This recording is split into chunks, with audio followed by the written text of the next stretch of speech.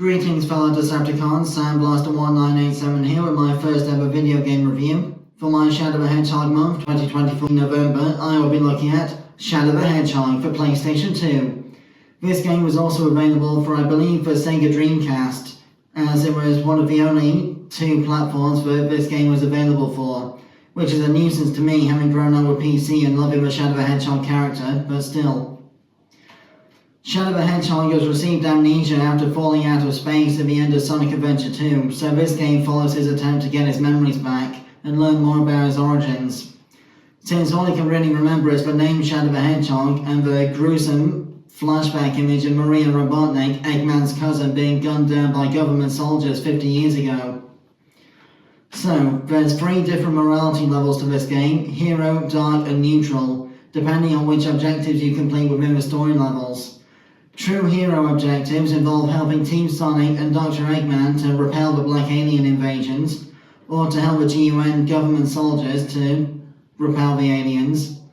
The neutral objectives are just to fight everybody and grab the Chaos Emeralds for yourself, and the dark objectives are to help the Black Aliens to conquer everything and get rid of the government soldiers. For every Black Alien that you defeat, Shadow's blue superpower meter, the hero gauge, starts to fill up, and for every gun soldier you hit or blast away, then the evil red side of his power meter empowers itself as well. When these power meters get to full power, more chaos energy type abilities for Shadow are unlocked. The blue glowing hero Shadow can use chaos control to teleport, and the red glowing villainous Chaos Shadow uses a Chaos Blast nuclear explosion technique to clear a large amount of enemies on the field. As with the actual objectives of each individual level, which objective you complete at the end of the level changes which level you'll receive next in the story progression. Hero, Dark or Neutral story objectives. This means there's a total of 10 final endings to each individual storyline of the game, because there's Hero, Dark and Neutral endings to every version of the final level, some of which show Shadow bludgeoning Eggman to death with the Chaos Emeralds, some of them show him doing the same to Sonic, and to Black Doom, the leader of the Black Aliens, and some of them just show him using the Chaos Emeralds to fly away to get rid of the Black Comet. Then there's the 10th secret true ending, which shows Super Shadow the Hedgehog in his glowing golden form using chaos control to send the Black Comet to oblivion.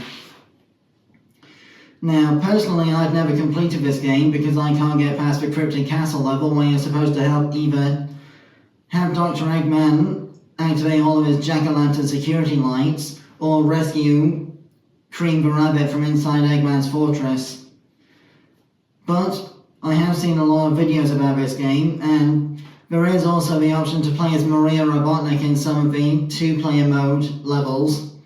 Then of course, outside of the main story, there's a 2-player battle arena where people can basically just prove who's the best Shadow the Hedgehog by pitting 2 recolored versions of Shadow against each other in a one-on-one battle. Much like the 2-player arena modes in the older LEGO Star Wars video games.